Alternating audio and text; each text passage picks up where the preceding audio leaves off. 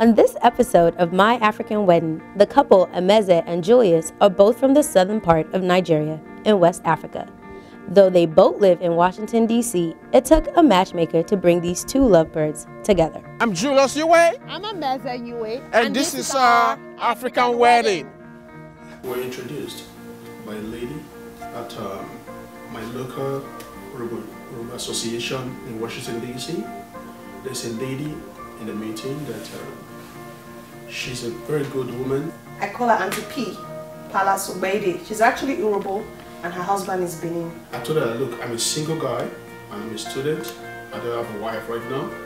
I'm searching. She told me, oh, am I open to non-Benin, non-Edo? And I was like, yeah, sure, you know, you never know. The first week, she invited me to her house and told me what I want. I told her, look, I need a honest, Christian, beautiful lady. And she introduced my princess to me.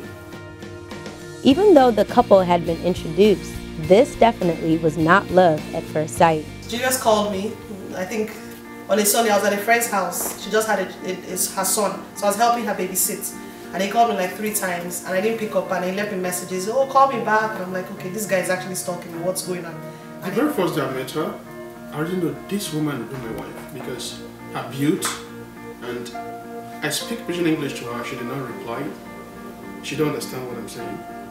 So I know that, okay, this woman, she's exactly what I'm looking for. So he's like, let's meet on Monday, which was the following day. And then we went out to a restaurant. First of all, he came late. And I'm like, okay, this is not going to work. So we started talking, and the first day he met me, he was like, he's going to marry me. I'm like, okay, this is too much going on. But I was like, okay, let's just be friends first and see how it goes. From there, you know, we hooked up. Sometimes we'll have arguments, you know. Julius was so sure Emeze was his wife from the first time they met, but he had to do it the African way. First, by going to Nigeria to ask her mother for her hand in marriage. So I traveled to Nigeria and I went to Abuja to meet her mother, and I went to her mother's office and I said, look, my daughter, I love her so much and I want to marry her. Now I'm a student, I don't have 20 figures right now, but I love your daughter, and with time, me and her can build a future together, understand?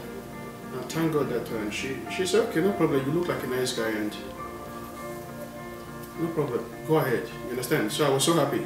And I called her, the very minute I left the office, I was like, Emeze, your mom said no problem, you know, so I was so happy, you know. I came back and we started talking. I already know that, okay, this is a long journey for me and the end will be wedding. The proposal was nice. It was really, really nice because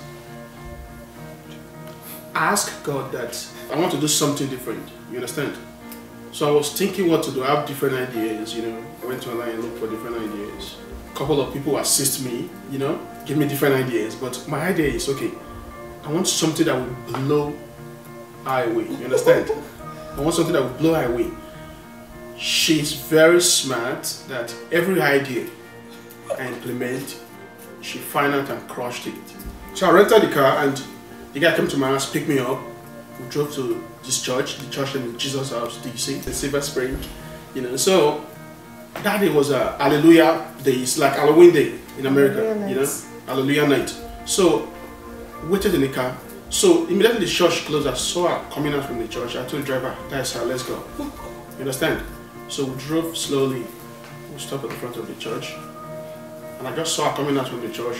The guy just opened the door for me, and as I burst out from the car, all hell broke loose. So it was fun, you know. She was running around. You know, I just be calm, you know, staring at her with a nice bouquet on my hand and with the ring in my pocket. I just got on my knees and I proposed. So that was it.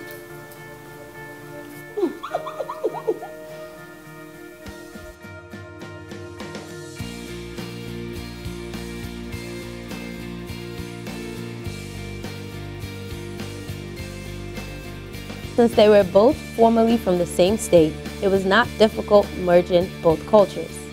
Well, Edo states and Delta states, Urobo, there used to be one state called Bendel State. So now they are divided into Edo State and Delta State. So even some of the words, some words he even says in Urobo, That's exactly what we use in Benin. That's what we use in Benin City. So in terms of merging both cultures, I think it wasn't that difficult. You know, I had to learn some things like, you know, Migwo. That's what I heard they love that. So I say that all the time to every Urhobo person I see. I spoke to his mom. I love his mom, you know, his siblings, and they had to teach me, okay, this is what we do, this is what we say, how we do things. So I don't think it was that difficult. But the time my mom met him, he was like, okay, he looks a lot like my dad, and he acts a lot like my dad. And, you know, it blended, so it works out perfectly. Emeze and Julius first have to have a traditional wedding before their white wedding.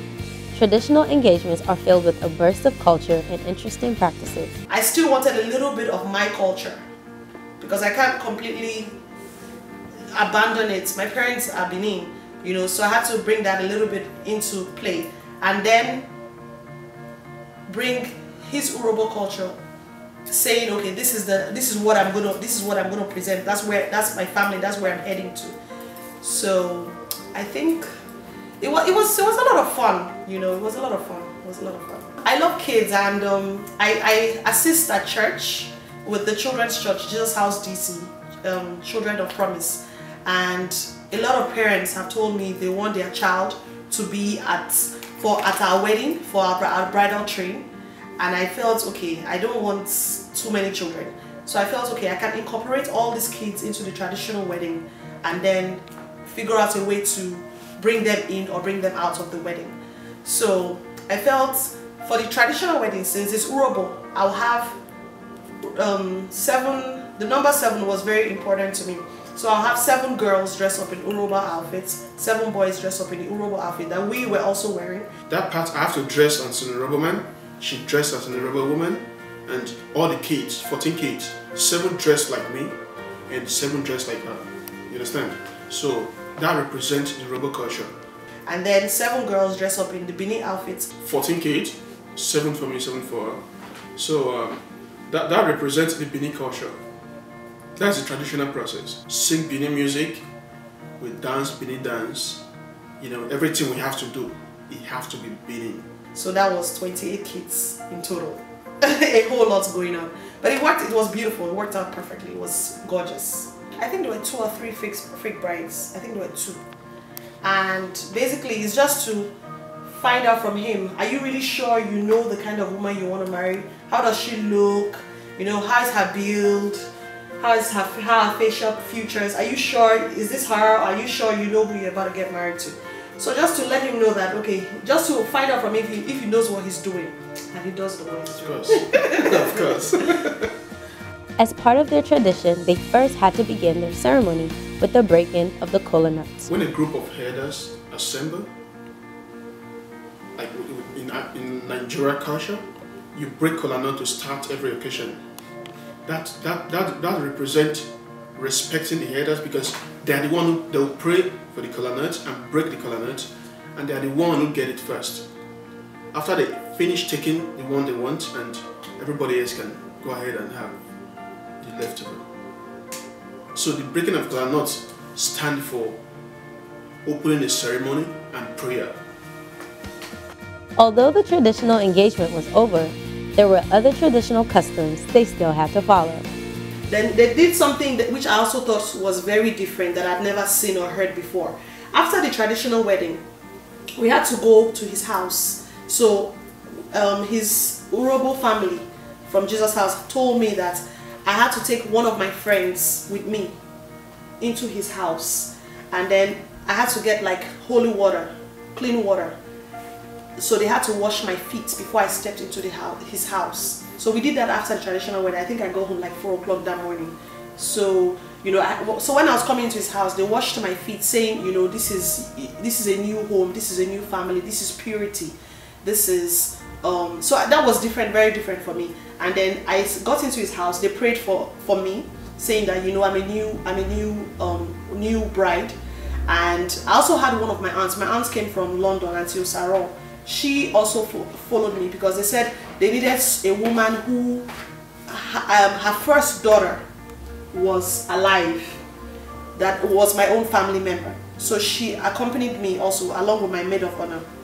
And then when I got to his house, they put me on his bed. I stayed in there for like 2 hours, and then I had to tell my maid of honor to assist me. So that she took care of me. She served me food as a new bride. So I never heard or seen that before. So that was very new, and I thought that was very unique, you know, from his culture. With the traditional wedding over, Emeze is ready to move on to the details of her white wedding. She was extremely particular about her colors and her Cinderella carriage. Lovely. Okay, I've always wanted to have a carriage. I've always seen myself as Cinderella. I love Cinderella. I love the story of Cinderella. I just love everything about Cinderella. How, you know, she was poor, and of course we know Cinderella's story, so I won't go into that. But I always loved her courage, and I always saw myself into a carriage. And I was like, no matter what, I have to get a Cinderella carriage. It took me, I don't even know how many years, because I'd asked so many people that got married, and they said, oh, we don't know. And I went on Google, I searched and searched, I looked for the best deals. I found one that I loved. I was just excited. So that was I think the ideal part of the wedding for me. And then I love colors. I love colors. I love colors. I think initially I had 18 colors for my wedding, and I had to call my sister. My sister was like, okay, what's going, no, sorry, Emeze, this can't work. You know, I had to break it down and then break it down. But I love colors. So I incorporated turquoise, burnt orange, and fuchsia for our wedding. And then I love decorations. I think it's a wedding, it's once in a lifetime. So I wanted something very elegant and beautiful and exquisite. And what else? I think, well, that sums it up. Emeze and her late father were very close. Julius knew this was going to be the hardest part of the wedding for her.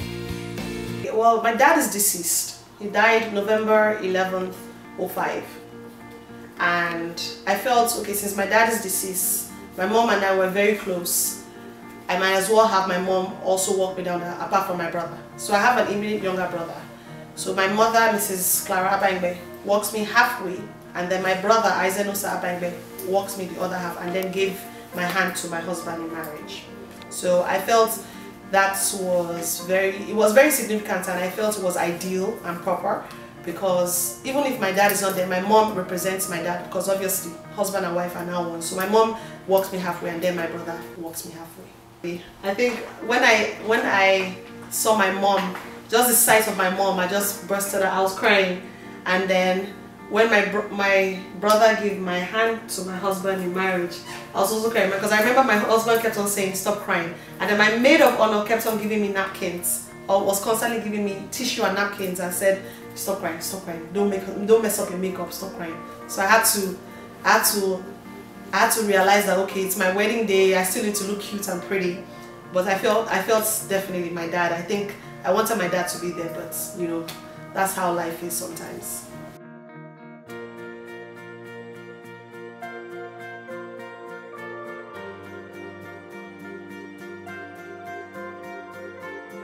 What proved to be the most challenging for the couple was securing an MC.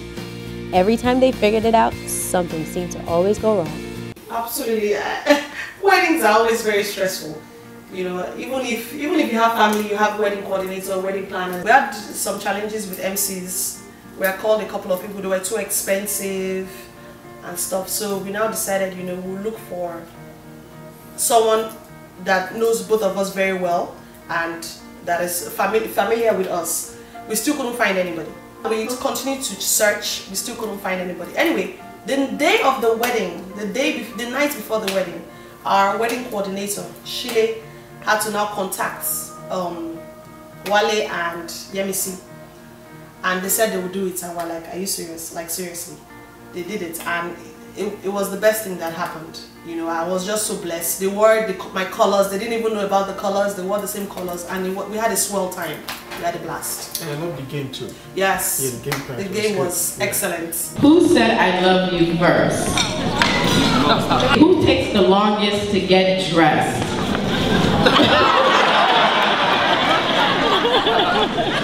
You do. Ah, but they raised your shoe up, sorry. No, yeah. You raised my shoe up, but right, you raised my shoe up. And you raised mine up. Yes. Then let's tell the truth now. No, after the reception. It's you. Okay, who took the most time today? Oh, it's me. Okay, fine. My sister got us some favors, and it had our names on it and our wedding day. And then I love colour lilies. I love colour lilies. So I had a candle of colour lilies, and then I also had a photo album of colour lilies. So we gave that as our favors to people. So we placed that on the table, and then people took it home. So that I thought that was really nice. I love colour lilies. The first dance was obviously not rehearsed because of their schedules, but Emeze and Julius found a way to pull it off. They play our favorite song. Our first dance was a blues, and we didn't rehearse about the dance. Yeah. We just say, okay, you guys stand up and first dance. So yeah, music start playing, and we didn't even rehearse or do nothing, you know. So if you notice me, I start, you know, implementing new steps, you know, forming activities, doing all sorts of stuff, you know. So it was nice. At the end, I kneel and kiss her hand, you know, try to be nice, you know, nice guy stuff, you know. But it was good.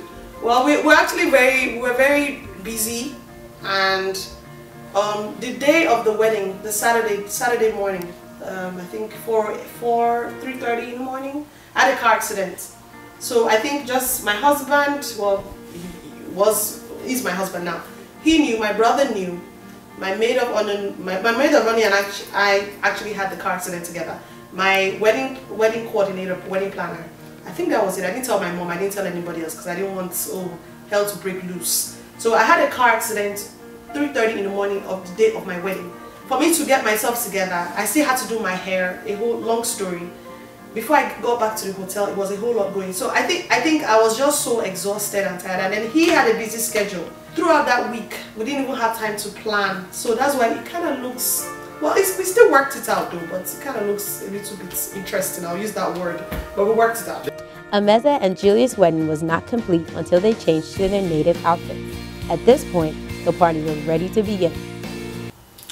The traditional music represents my culture, you know, and if you notice me that day, I dance a lot that day because I like the music, and my clothes is like, I dress traditional, the music is playing, it's like, go, let's go do this, you understand? So I danced a lot that day, you know, and I was really happy because it's like a dream country, you understand? Like, okay, this is me married to this beautiful woman, you understand? So it means everything. So I dance a lot, I dance. I have fun, I'm serious, I have fun. I don't think I've ever seen him dance that much before. Yeah, I dance a lot that day, I have fun that day. Really? Yeah, it come to pass. He came out of his walk out from a shell, you know? It was good. Well, I think incorporating your culture, I think a lot of us nowadays, we've forgotten our culture, our tradition, which makes us who we are. You know, and I think incorporating that, even though we're not in our culture where we are originally from, we still need to imbibe that with where we are and where we're from. You know, and even if we're born in America, we still need to know where we're from, our culture, our tradition. And we live in America. We had to incorporate that, we had to bring it back. And you know, I remember a couple of people even asked us after the wedding, they were like, wow, why did you guys change twice? Why did you even bring all these different things? I had to explain to them that, look, it's our culture, that's where we're from, that's who we are, that's what we're. So what makes African weddings significant is bringing Africans together. Somebody might be living in New York, they might come for the wedding. It's all about connection. So African wedding, when Africans hear that Africans getting married, they're more than happy to come because they are learning new things. You understand? The food and dance, good music, you know, it's deep. It's deep. What kind of food did we even have that was, what kind of food? You know, especially Nigerians have good food because we have not just rice, we have different varieties, you understand? So when you have good food in your wedding, people talk about it. You understand? Because they come, they eat very well, they fill up, you know, good music. They'll go tell somebody, that wedding was huge. Just because they eat very well, they will talk good about the wedding. But if they come, you play good music, no good food, they say, don't mind her. She's not ready to marry, go marry. You understand? So people would eat food for throat, go drink water. But I think for the traditional wedding, we had some traditional food, apart from the usual rice. Right. beans, dodo, meat, chicken. We had owo. From Edo State. We have owo, and then they also have owo urobos. Right. But it's different. Our Right. owos are actually two different soups, kind of soup sauce. So we had owo, and then you eat owo with. We eat the Benins. We eat owo with plantain, boiled plantain or yam, and then they eat their owo. We eat it with starch. They eat it with starch. Starch is a cassava, grounded, fettered, and stored for a couple of days, and then dried. That's what you call starch. Starch. The process: empty pan, red oil, stir it for like 15 minutes. You stick together and use it to eat the owo. That's starch. So that's what you call starch. that was that we had that, and then we also Benins also eat starch, but we eat starch not with owo. So that one I'm still trying to get, because they eat owo with starch. The traditional marriage significant matching to culture together. You know. I'm still trying to figure that out. So we eat starch with banga soup. And funny enough, even before I met him, I never ever in my life thought I'll marry an Urobo man. My best food, my favorite food till today is actually starch and banga soup. And that's what we're the Urobos originator. eat. Yeah. So it's actually very interesting, because my mom says it all the time. She's like, how could this happen? God orchestrated it all. God pre-planned all this. Because my favorite food has always been starch and banga soup, and they are the originators. Yeah. So I think food, you know. If I need to do my wedding, marriage all over again, I'll definitely marry him. Definitely. That wedding was one of the best weddings. If I have to do it all over again, I will still marry my beautiful wife, and everything will still be the same.